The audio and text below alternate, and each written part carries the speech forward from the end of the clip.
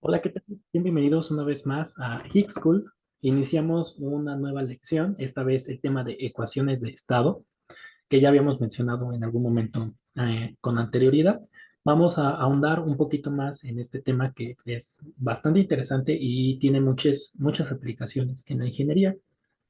Entonces, comenzamos con qué es una ecuación de estado, ¿no? Bueno, una ecuación de estado pues es una fórmula, una expresión matemática que se utilizan para modelar y pues de cierta forma predecir el comportamiento de las propiedades termodinámicas, la presión, el volumen, la temperatura de una sustancia pura en condiciones predeterminadas y que son conocidas. Estas ecuaciones de estado son una alternativa a las tablas termodinámicas que hemos estado utilizando este, todo el curso, pero muchas veces son difíciles de resolver porque se vuelven ecuaciones muy largas, son expresiones bastante largas y difíciles de resolver. Entonces, surge la pregunta, ¿no? ¿Por qué a veces por qué si ya tenemos las tablas termodinámicas es necesario seguir aprendiendo ecuaciones de estado? Pues la respuesta es que antes, pues no existían las tablas termodinámicas y para poder conocer las propiedades de las sustancias, pues era necesario un modelo como una ecuación de estado, ¿no? Y en busca de mayor exactitud, se fueron creando ecuaciones de estado cada vez más exactas, pero más complejas.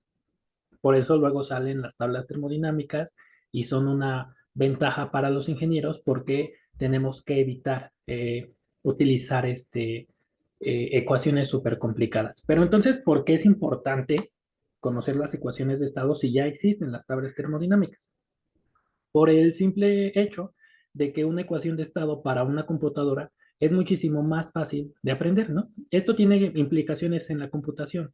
A una computadora le va a tomar menos espacio o aprender un código, un programa que pueda calcular una ecuación de estado y nosotros nada más tenemos que meter la información inicial que si le tenemos que meter tablas termodinámicas de cada sustancia y con muchísimos datos. Entonces, desde el punto de vista de la computación, enseñarle a una computadora a resolver una ecuación de estado es muchísimo más eficiente que una base de datos este, con muchísima información.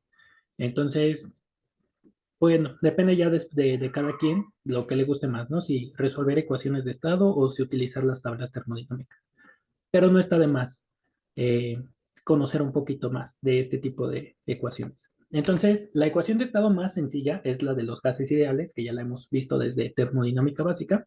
La presión por el volumen es igual al número de moles por la constante de los gases ideales por la temperatura. Nosotros le vamos a hacer un pequeño cambio. El número de moles que estaba de este lado, del lado derecho, lo vamos a pasar dividiendo específicamente al volumen y al hacer eso, lo que obtenemos es el volumen molar. Este volumen molar, lo único que va a hacer, pues, es condensar el volumen y los números de moles, ¿no? De esa manera la expresión queda un poquito más sencilla.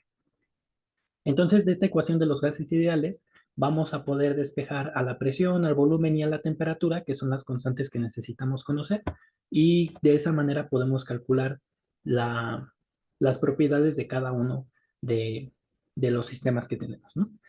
Entonces, podemos iniciar con ejercicios que son muy sencillos. Veamos, dice, determina la presión de 100 kilogramos de agua que llenan un recipiente de 2,641 metros cúbicos y que se encuentran a 400 grados Celsius. Entonces, bueno, necesitamos conocer la presión de una masa de 100 kilos que ocupa un volumen de 2,641 metros cúbicos y que tiene una temperatura de 400 grados Celsius. Ahora, como vamos a hacer cálculos energéticos, bueno, no energéticos, pero que utiliza la constante de los gases ideales, esta temperatura la vamos a necesitar, pero en Kelvin, ¿no? Necesitamos la temperatura en Kelvin.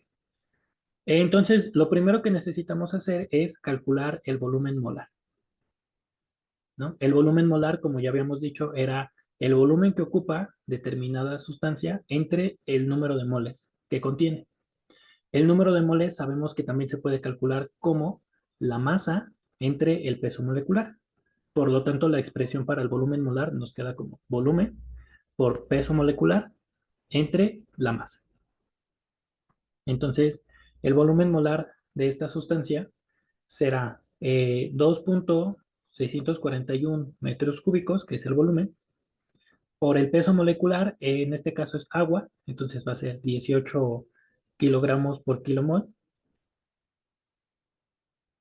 entre la masa, 100 kilogramos. Y esto nos da un peso molecular de 0.4754 metros cúbicos por kilomol. Ahora sí, de la ecuación de los gases ideales, la fórmula despejada de la presión sería: la presión es igual a la constante de los gases ideales por la temperatura entre volumen molar. La constante será 0.08314 porque es la que tiene las unidades correctas, bar metro cúbico, entre kilomol Kelvin. La temperatura de 673.15 Kelvin entre el volumen molar de 0.4754 metros cúbicos por kilomol. Y esto nos da una presión de 117.7234 bares. Esa sería la respuesta de este ejercicio. Vamos a hacer uno más. Determina la temperatura de 50 kilos de agua a 40 bares y que ocupa un volumen de 4.3215 metros cúbicos. Bueno, entonces ahora necesitamos la temperatura de una masa de 50 kilos de agua que está a una presión de 40 bares y ocupa un volumen de 4.3215 metros cúbicos. Nuevamente, el primer paso será calcular el volumen molar, que será el volumen, 4.3215 metros cúbicos. Por el peso molecular, continuamos utilizando agua. Entre la masa de 50 kilos. 50 kilos. Y esto nos da un volumen molar de 1.5557 metros cúbicos por kilomol. La fórmula despejada de la temperatura es la presión por el volumen molar entre la constante. Entonces nosotros tenemos 40 bares por el volumen, 1.5557 metros cúbicos por kilomol, entre la constante, 0.08314 y las unidades, ¿no? Y esto nos deja una temperatura de 748.4725 Kelvin, que convertida a Celsius nos quedaría de 475.3225 Celsius. Muy bien, hagamos un último ejercicio. En este ejercicio nos pide determinar el volumen, no el volumen molar, el volumen de una masa de 10 kilos de agua, nuevamente, que tiene una temperatura de 700 grados Celsius, serían 973.15 Kelvin, y una presión también de 40 bares. Entonces, la fórmula del volumen molar sería la constante de los gases por la temperatura entre la presión. Entonces tenemos 0.08314 bar metro cúbico sobre kilomol Kelvin por la temperatura de 973.15 grados Kelvin entre la presión de 40 bares. Y esto nos da un volumen molar de 2.0227 metros cúbicos por kilomol. Uy, uy, uy, ya le moví a esta cosa. Disculpen. A ver, aquí está. Uy, es que la piscina unos botoncitos y los presioné. Ok, esta es el volumen molar, pero nos está pidiendo el volumen. Entonces, de la fórmula de volumen molar, que dijimos que era volumen por peso molecular entre masa, despejamos al volumen y nos queda como volumen molar por masa entre peso molecular. Entonces nosotros tenemos 2.0227 metros cúbicos por kilomol por la masa de 10 kilos entre el peso molecular de 18, ¿no? Recuerden que seguimos utilizando agua. Y esto nos da un volumen de 1.1237 metros cúbicos. Muy bien. Entonces, como pueden ver, la ecuación de los gases ideales es muy sencilla de utilizar, es muy rápida, pero tiene una desventaja. Es muy inexacta, demasiado inexacta, porque un gas únicamente se comporta como gas ideal bajo ciertas condiciones.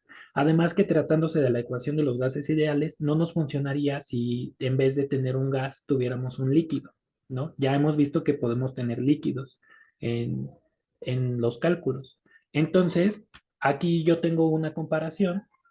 Tenemos de los diferentes ejercicios, cuál es la propiedad calculada, el resultado que tenemos con los gases ideales y el resultado que se obtiene si nos metemos por las tablas termodinámicas. De todas las ecuaciones, las tablas termodinámicas serían como que la más confiable, porque son muy exactitas las tablas. Entonces, como pueden ver, tenemos bastante variación, especialmente en la temperatura y en la presión. En el volumen, pues la verdad es que no hay tanta diferencia, ¿no?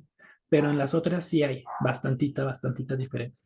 Entonces, eh, pues la ecuación de los gases ideales es buena si no necesitamos tanta precisión o si las propiedades que tenemos eh, hacen que la sustancia se comporte como un gas ideal. Pero si no es el caso, pues lo mejor sería o utilizar las tablas o utilizar otra ecuación de estado. Y bueno, por este video ha sido todo. Espero que haya quedado todo súper entendido. En caso de no ser así, saben que pueden mandarme un mensaje en cualquier momento. Y bueno, cuídense mucho y nos vemos en el siguiente video.